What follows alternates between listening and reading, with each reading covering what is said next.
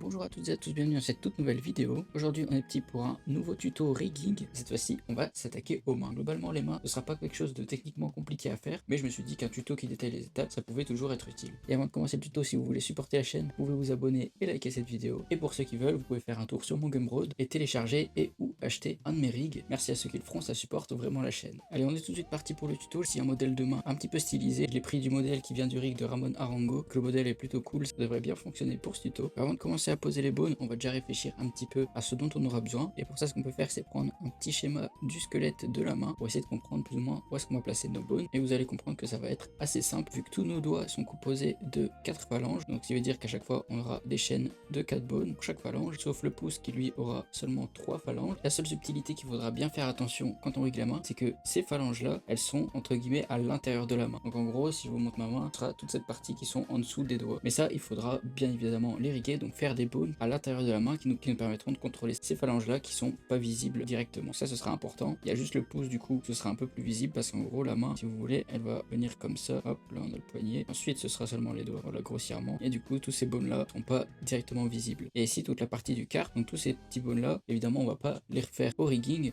on va pas s'amuser à riguer chacun des bones. Il y aura un bone principal auquel toutes les phalanges seront connectées et ensuite ce sera des simples chaînes de bones. Voilà, j'espère que l'explication était relativement claire. On va tout de suite pouvoir commencer à riguer. La chose que je vais faire, c'est ajouter donc un bone et je vais faire le bras. Je vais juste faire une partie du bras, comme ça on aura quelque chose auquel attacher. Donc ça n'a pas vraiment d'importance, pas vraiment du tout. Imaginez que j'ai un bras à ce niveau, il faudra juste bien le placer au niveau poignet. Donc voilà, ce qu'on va pouvoir faire, c'est activer le Cloud Rig ici dans les options de l'armature et ensuite on va pouvoir commencer à ajouter des bones. Donc si on se souvient bien, on aura ici toute cette partie là qui sera la partie du quart, donc ça ce sera un seul bone, et ensuite on viendra poser des bones ici pour les phalanges qui sont entre guillemets à l'intérieur de la main, et puis on extrudera simplement le reste, faire la suite des doigts. Donc ça sera super simple. Je vais ajouter un nœud bone, je vais aussi le parenter à mon bras, donc ça ce sera ma main, toute la partie quart, ça je vais y voir clair, et ça on peut placer plus ou moins comme ça. Ici ce qui est bien, c'est que comme j'ai une bonne topologie, je vois vraiment où se limitent les phalanges, et donc je sais que à partir de là ce sera mes phalanges. Et pareil pour les doigts, ici je vois, ici grâce à ma topologie, j'ai des belles séparations pour savoir où placer mes bones. Donc c'est là toute l'importance de la topologie. Si votre modèle il est un peu moins optimisé et qu'il y a une topologie plus basique, dans ce cas il faudra essayer d'estimer plus ou moins le meilleur endroit où poser vos articulations.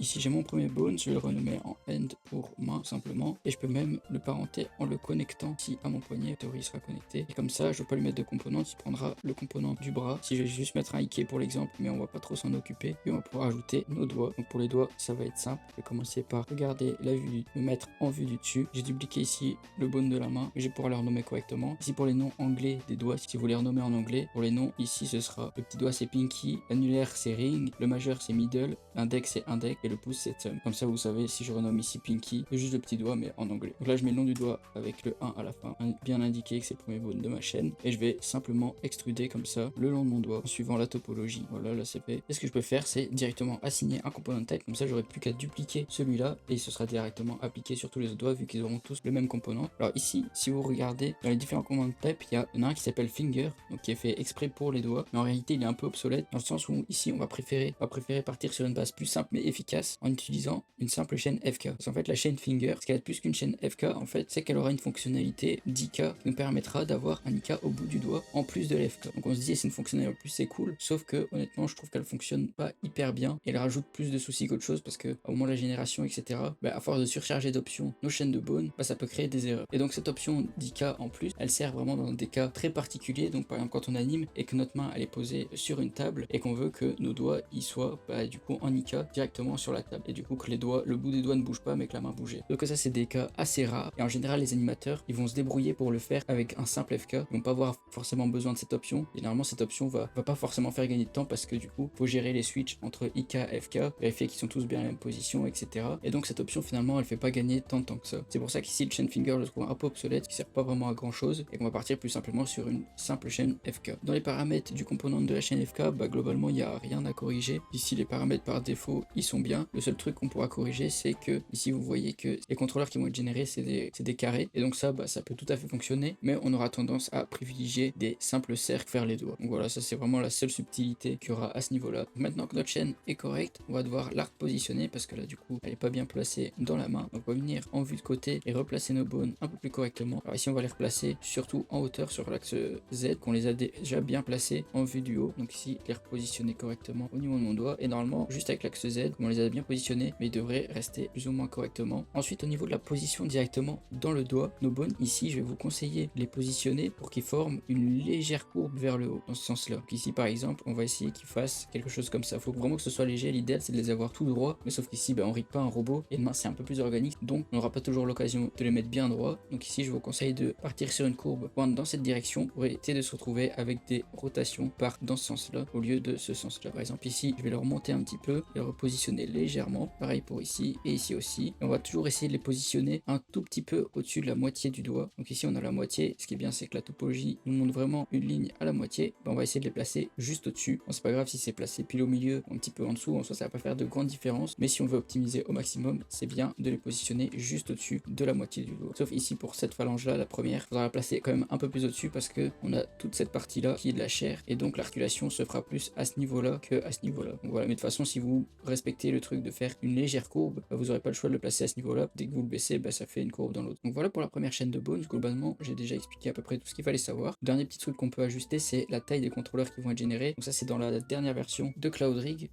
à partir de Blender 5.0, je pense. On a cette petite option qui nous permet de prévisualiser les contrôleurs qui vont être générés et aussi de gérer leur taille en faisant Shift Alt S. Voilà, on peut gérer la taille des contrôleurs qui vont être générés. Donc ça, vous pouvez le faire pour essayer de faire en sorte soit plus ou moins à la bonne taille. Voilà, on va se dire que c'est bon. Et ensuite, on n'oublie pas aussi de parenter la base de la chaîne. Normalement, comme j'ai dupliqué, elle est de base, mais si vous l'avez pas fait, vous pouvez sélectionner le bone de la main et faire un offset. Ah bah là, justement, je m'étais trompé et parenté à celui-là et non pas à celui-là. Donc c'est bien à ce bone là qui doit être parenté avec un keep offset. Maintenant, une dernière option qui est présente dans Cloud Rig. Donc j'ai déjà parlé il y a un moment, je pense, dans une vidéo, je pense que c'était ma vidéo sur les FK. J'ai déjà parlé de cette option, mais j'en ai plus reparlé depuis, mais pourtant c'est vraiment utile. C'est ici dans Armature, puis dans Cloud Rig. Dans les paramètres généraux, on a une option qui s'appelle Generate Action. On peut cocher qui nous permet de créer une animation test une fois que notre rig sera généré. Donc pour l'activer, c'est tout simple. Je coche juste ici et ensuite je viens dans ma chaîne de bone. Il y aura cette petite case qui va apparaître, test animation. On va pouvoir l'activer. Et ce que ça va faire, c'est que ça va nous créer une animation de rotation sur chacun des bones un par un. Ici, étant donné que c'est des doigts et qu'on va vouloir qu'ils puissent se plier que dans ce sens-là, ce qu'on va pouvoir faire, c'est changer légèrement les paramètres. Donc d'abord, je vais activer les axes pour pas me tromper sur les axes de rotation. Je vais revenir ici dans les paramètres. On va pouvoir désactiver le Y parce qu'on n'a pas besoin que nos bones ils rotate sur eux-mêmes dans cela. Et l'axe X, on peut le laisser, mais en réalité, les doigts ils vont pas vraiment beaucoup bouger dans ce sens-là. Donc ça, on pourra le tester à la main. Donc ce qu'on va surtout laisser ici pour l'exemple, en tout cas, c'est l'axe Z. Et ensuite, dans la rotation de range, on va pouvoir aussi changer les valeurs parce que là, du coup, c'est des valeurs assez extrêmes. C'est pour vraiment tester les rigs. Donc ça, c'est quand vous voulez vraiment tester votre rig avec des déformations extrêmes, entre guillemets. Sauf qu'ici, comme c'est des doigts, on n'aura pas besoin que le doigt il se plie énormément dans ce sens-là. Parce que physiquement, c'est impossible à moins qu'on vienne pousser le doigt. On aura juste besoin de pli dans ce sens-là. Donc sur ici, l'axe Z de à peu près 90 degrés. Comme on veut tester le rig, on va mettre un peu plus. Donc ici, par exemple, on va mettre 110. Et là, au lieu de moins 130, on va juste mettre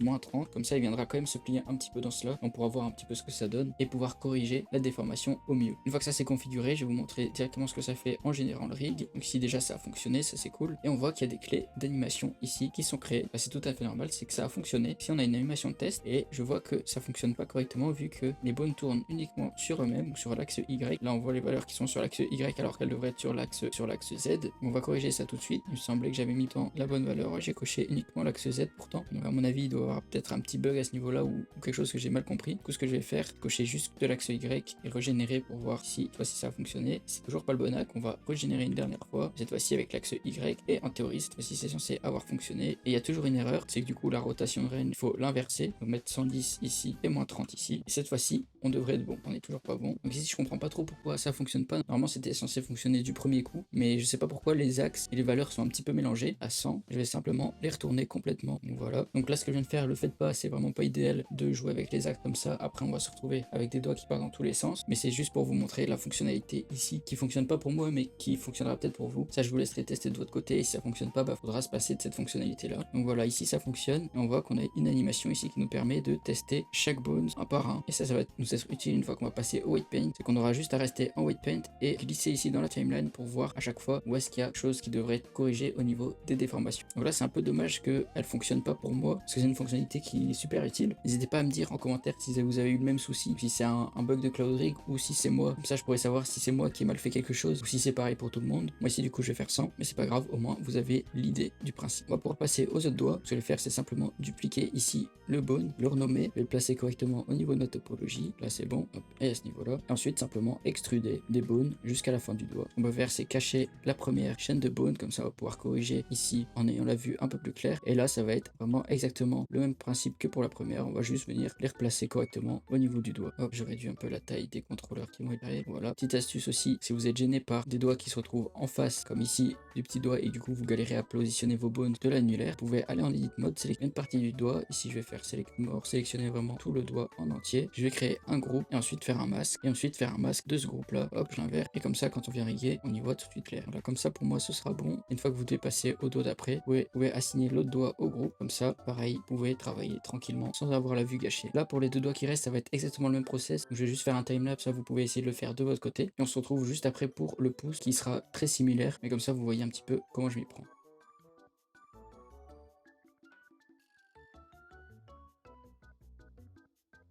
Voilà pour le reste des doigts. Maintenant on peut passer au pouce. Je vais dupliquer un des doigts vu que ce sera le même type de composante renommé. Et ici je vais faire pareil, essayer de placer via la vue du haut. Sauf que cette fois-ci je devrais gérer un petit peu la rotation étant donné que mes doigts ici étaient parallèles au sol. Ce qui veut dire que l'axe Z des bones lui était parfaitement parallèle au sol. Bah ici il l'est pas totalement. Du coup il va falloir juste corriger un petit peu le rôle du pouce, soit bien aligné avec la géométrie. Là je fais à peu près à l'œil. Là je fais un peu à l'œil. Il faut essayer que ce soit vraiment correct. Ce que vous pouvez faire pour essayer d'être plus précis, c'est venir ici activer le snap et aligner votre bone à la surface du pouce. Ensuite activer les axes et venir comme ça vérifier si l'axe Z est bien tangent à la surface du pouce. Si je vois qu'on y est presque, mais c'est pas parfait. Voilà, là c'est beaucoup mieux. Ensuite on va essayer de le placer à l'intérieur du pouce. On peut faire c'est utiliser le scale pour le bouger sans complètement détruire sa rotation. Et ce que vous pouvez faire aussi, c'est aller en edit mode, sélectionner par exemple ici, si vous avez la topologie qui vous permet, sélectionner ici un edge loop à l'endroit où il est censé avoir l'articulation. Faites un shift S pour placer le curseur à ce niveau là, et ensuite en edit mode vous venez placer la fin de votre bone directement au curseur, et comme ça là ça vous assure d'avoir votre bone qui est bien placé au milieu. Faudra juste ajuster si vous le souhaitez un petit peu vers le, pour que le bone soit un peu plus placé vers la surface de la phalange du pouce, étant donné qu'ici toute cette partie là ce sera de la chair. Hop, donc comme ça à mon avis on est bon. Ce que vous pouvez faire pour voir si votre bone est bien aligné avec la longueur de votre pouce, c'est le scale. Normalement il devrait arriver plus ou moins au bon endroit. Donc ici par exemple vous aurez le snap à ce niveau là, même comme ça. Et si vous voulez être encore plus précis, vous pouvez faire les autres bones en faisant un simple subdivide et puis en utilisant le scale, ce qui va permettre de réajuster la position de votre bone mais directement par rapport à leur alignement. Donc là ça me fait un premier bone bien placé et là le deuxième de bien placé. Donc voilà un peu pour toutes les techniques. Ensuite il faudra quand même vérifier à la main si les positionnements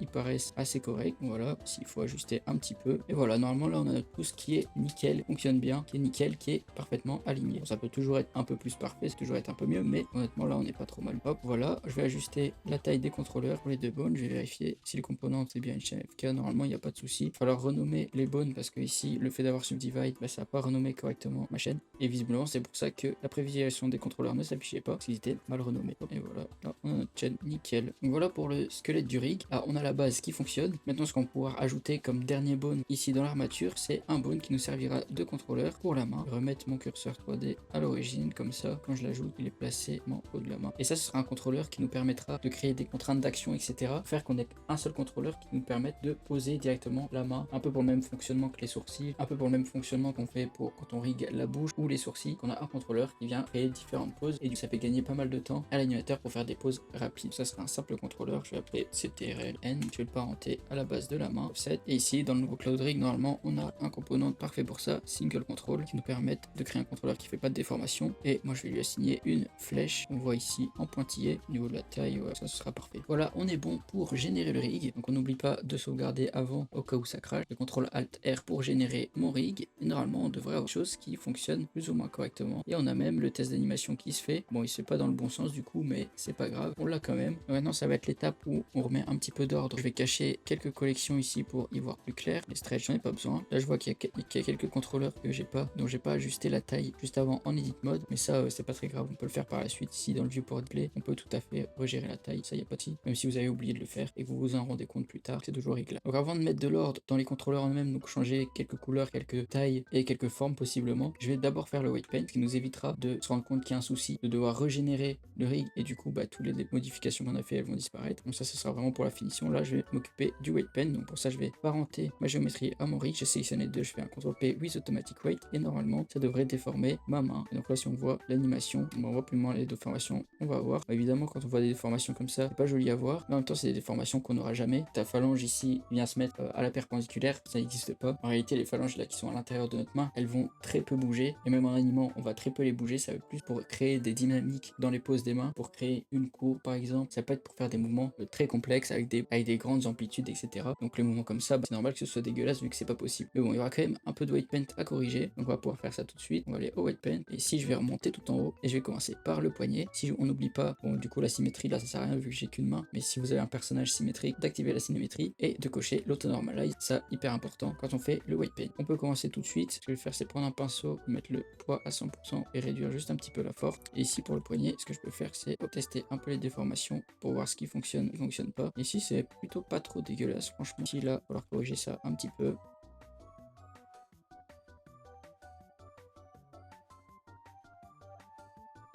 Je vais adoucir un petit peu. Une fois que je suis satisfait, je peux passer au gros trait. Donc ici, la main, ça va être un peu particulier parce que c'est pas vraiment elle qui déforme directement la main. Elle est plus là en tant que bonne parent que de bonne qui déforme réellement. Donc je vais pas tout de suite corriger la main, ça je le ferai à la fin. Et d'abord me consacrer au doigt. Donc ici, par exemple, je vois que j'ai beaucoup trop d'influence sur le petit doigt. Il doit pas avoir de l'influence jusque là. Enfin, du moins, ça doit être vraiment beaucoup plus adouci. Si j'ai de l'influence qu'au poignet, c'est pas terrible, que ce soit beaucoup plus doux. Ici, je peux pincer mon pinceau en add si je veux qu'il soit un peu plus puissant, on va dire. Et là, je vais les retirer toute l'influence qu'il ne doit pas avoir. Là, sans avoir l'influence que là. Partie là de la main, elles sont toujours un peu plus délicates, étant donné qu'en réalité elles bougeront pas vraiment beaucoup, mais il y a quand même besoin de les bouger pour les corriger. Du coup, ça paraît toujours un petit peu étrange. On a l'impression que c'est jamais parfait, mais parce que en vrai, ça doit pas vraiment l'être. On aura vraiment des déformations qui se limiteront à ça grand maximum et honnêtement fonctionne assez correctement. Ouais. Après, c'est sûr que si on va jusqu'à des extrêmes comme ça, ça paraît tout de suite beaucoup moins propre, mais ce sera quasiment jamais le cas. Honnêtement, il y a très peu de chances, à moins que ce soit dans une super frame, mais dans ce cas-là, il n'y a pas besoin d'avoir de belles déformations. Vous en faites pas si dans les extrêmes c'est pas hyper parfait. L'important c'est que ça fonctionne dans cette range là. Ce qui va compter par contre vraiment, c'est d'avoir des belles déformations au niveau des doigts. Ça sera beaucoup plus important. Ce qui va être important à rechercher dans vos déformations de doigts, ce qui va donner un côté un peu plus réaliste, mais bon, ça c'est en fonction de votre modèle encore une fois. C'est ici à ce niveau là. Donc ici au niveau du doigt, bon, je sais pas si vous verrez beaucoup, mais on a un petit peu de chair juste en dessous. C'est pas vraiment de la chair, c'est vraiment de la peau et un petit peu de gras, mais peu importe. On a un petit peu de chair juste en dessous de la base de notre phalange. Donc c'est cette partie là. Et quand on le plie, elle est compressée et donc elle gonfle un petit peu. Et donc ça va être important de venir chercher, c'est cet effet ici qu'on voit, cette déformation là de la chair qui s'active. Donc quand la base du doigt bouge, on a la déformation qui se répercute un petit peu à ce niveau là et ça donne un effet bien plus organique. Donc ça, si vous réussissez à avoir ça sur vos doigts, c'est vraiment cool. Et pareil pour entre vos phalanges, vous avez exactement le même principe. Donc là, c'est dommage que mon test de transformation il fonctionne pas parfaitement, mais en gros ici quand on va plier, ce qui est bien, c'est d'essayer de retrouver une légère déformation dans cette partie là et celle-ci, on a l'impression qu'elle se compresse un petit peu et ça donne tout de suite un effet bien plus organique. Donc voilà un petit peu pour comment on s'y prend au niveau du white paint des doigts. Donc quand vous arrivez à avoir des déformations qui ressemblent à ça, c'est que c'est plutôt pas mal. De toute façon, le principe du white paint, c'est vraiment de tester les déformations et d'arriver et de corriger jusqu'à ce que ça vous convienne. Donc par exemple ici, là ça me convient personnellement, donc je suis satisfait de mon white paint. Aussi un petit truc important que j'ai oublié de préciser, mais quand vous pliez vos doigts, si les axes des bones que vous avez créés sont bons, normalement ils devraient être quand même assez bien alignés, comme là c'est le cas. Donc c'est que mes axes sont bons, mais si les axes de vos bones étaient pas bons, donc par exemple que vous ayez des bones qui soient comme ça désalignés par rapport aux autres, vous risquez d'avoir des doigts qui se plient n'importe comment, qui quand vous les pliez tous ensemble, ils se rentrent dedans, ils se croisent, et si ça vous arrive, dans ce cas là, c'est que vos bones ils sont pas assez bien alignés, et dans ce cas, il faut essayer de les réaligner le plus correctement possible. Mais bon, en théorie, si vous avez bien suivi les étapes, ça devrait pas vous arriver. Pour le reste du white paint des doigts, globalement ça va être exactement la même chose, donc je vais vous laisser faire. Moi je vais faire un petit timelapse où je le fais, mais globalement ça va être vraiment la même chose pour chacun des doigts, et il y aura juste le pouce sera légèrement différent, du coup ça je le ferai avec vous, mais sinon pour le reste vraiment c'est exactement pareil que ce qu'on a fait au niveau du petit doigt.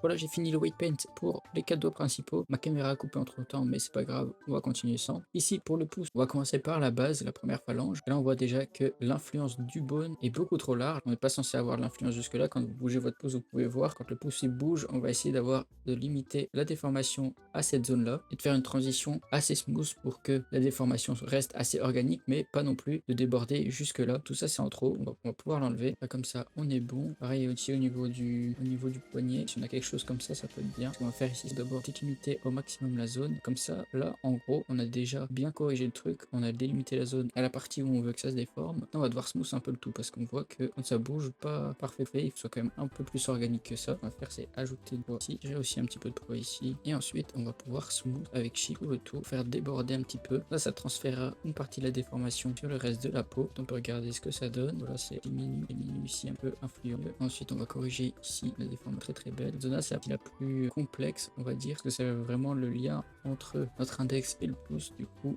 ça peut être un petit peu plus embêtant à corriger. Je vais rester juste ici à smooth un petit peu. Ce qu'on va dire, ah bon, c'est pas parfait, mais bon, si le but c'est pas plus de faire un weight paint digne des plus grandes productions, vous expliquer le principe. Ensuite, le reste du pouce, ce sera pareil que pour les autres doigts, donc ça, pas besoin d'explication particulière. Hop, voilà, là on est bon. Une fois qu'on est plus ou moins satisfait de notre weight paint, on va pouvoir tester ça directement en pose mode pour voir si tout fonctionne bien. Là, on voit qu'il y a un gros si quand on bouge les doigts, il y a qui se déforme, c'est pas normal. Donc on va revenir en pose mode, corriger ça, faire simple, il suffit de revenir dans le groupe où il y a un problème et de remettre correctement le poids. Comme ici par exemple, on voit plein de poids qui s'est dispersé n'importe où, alors que ça ne devrait pas. Tout ça on l'enlève simplement et avec l'auto normalize, ça devrait se remettre correctement.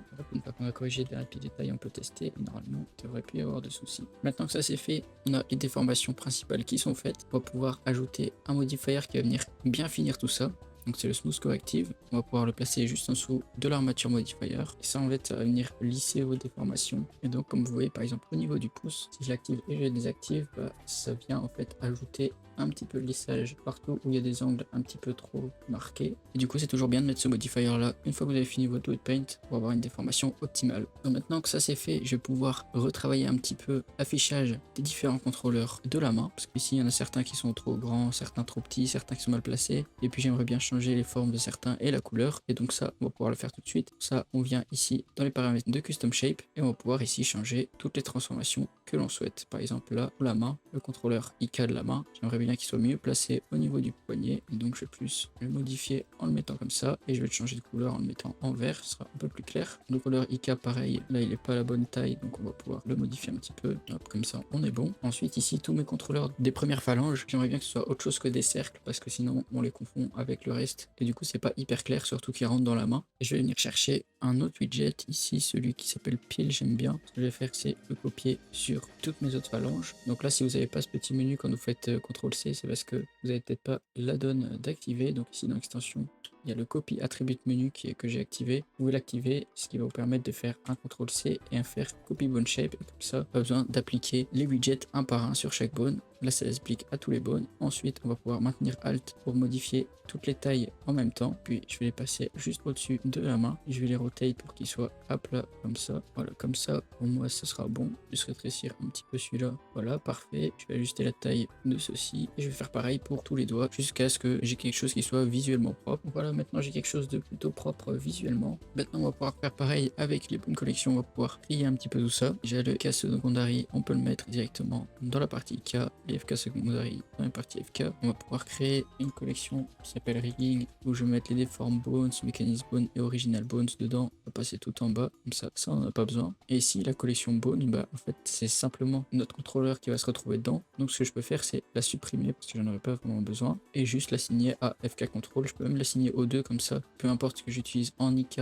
ou en FK, il sera toujours visible. Voilà, et maintenant on va pouvoir du coup setup l'action qui va aller avec ce bone là. Donc nous ce qu'on veut c'est que notre main elle prenne une certaine pose quand on active ce ball là. Donc ici ce que je vais faire c'est créer deux poses différentes dont je vais souvent avoir besoin pour les activer via ce contrôleur. Donc ce sera le point fermé et la pose de main relâchée quand la main est naturellement relâchée et non pas toute droite comme ça. Donc ça je vais vous montrer tout de suite. Pour faire ça il va falloir créer une action. Donc on peut aller dans le dope sheet puis dans le action editor on peut faire la croix et créer une nouvelle action. Par exemple ici on va appeler ça end relax. Je vais cocher le voiture que ça ne disparaisse pas. Puis je vais aller à la frame ici 10. Alors c'est pareil si vous allez à la frame 10, 20, même 5, peu importe. Moi j'aime bien prendre 10 parce que du coup c'est un chiffre rond. Et là je vais pouvoir créer ma pose de main relâchée. Alors la pose de main que je veux ici c'est parce qu'on fait une pose relâchée mais ça va fonctionner avec tout ce que vous voulez. Voilà, une fois qu'on a notre pause qui fonctionne, ce qu'on va faire, c'est sélectionner tous les contrôleurs avec lesquels on a créé la pause. Donc ici, tous les doigts. On va faire I pour poser une clé sur toutes les valeurs. Puis on va revenir à la frame 0. Et ici, réinitialiser la pause en faisant Alt R, Alt G, Alt S. On appuie sur I pour poser une clé sur tous les contrôleurs. Puis on sélectionne nos keyframes et on va faire T pour les passer en linéaire. C'est pas obligatoire, mais c'est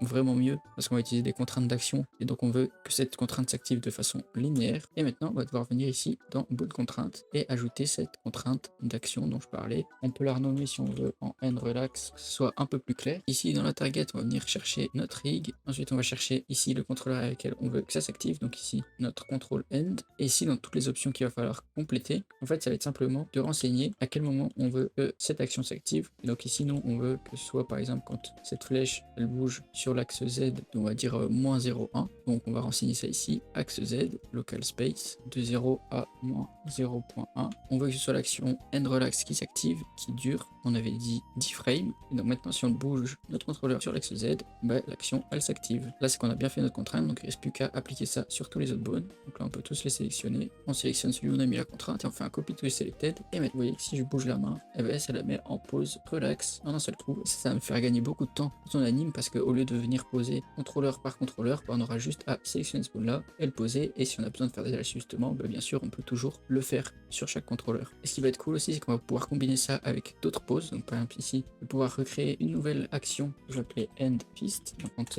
le point se ferme, et je vais répéter exactement le même process, c'est que je vais sélectionner tous mes contrôleurs et je vais créer une pose de point qui se ferme. Donc ici par exemple je viens de créer une pose de point, je vais mettre une clé sur tous les contrôleurs, mettre une clé à 0, réinitialiser la pause, passer le tout en linéaire. Je vais ici dupliquer ma contrainte, donc cette fois-ci je vais appeler end fist, et cette fois-ci je veux qu'elle s'active quand mon contrôleur il bouge en Y de on va dire 0.15. donc ça je vais pouvoir changer ça, le passer en Y, la valeur ici je vais passer en 0.15, sélectionner la bonne action, donc la end fist qui dure aussi 10 frames, donc ça c'est bon. On va tester pour voir si ça fonctionne, et là ça fonctionne, on voit que ça bouge, donc on va pouvoir sélectionner tout le reste de nos bones de la main et faire un copy to selected, et puis on va pouvoir tester si ça fonctionne, et ça fonctionne nickel. Et ce qui est cool avec cette contrainte, c'est que si on bouge sur l'axe Z et sur l'axe Y, la contrainte va blend les deux actions. Donc on voit ici que ça crée un entre-deux. J'arrive dans la zone entre celle où il passe en pause point et en pause relax. Donc, ce qui va nous permettre de faire du posing de main très rapide. Et si vous créez comme ça plein d'actions différentes, un peu la main écartée, la main aplatie, pointer du doigt, etc.,